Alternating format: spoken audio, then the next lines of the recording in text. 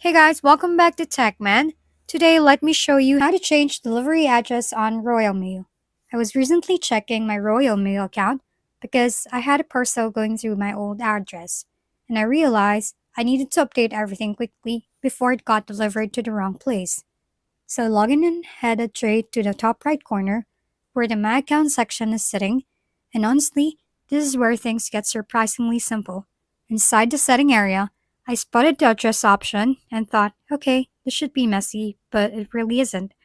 I click at it first just to adjust an existing entry, but then I noticed you can actually add a completely new delivery address if you're moving or sending mail somewhere else.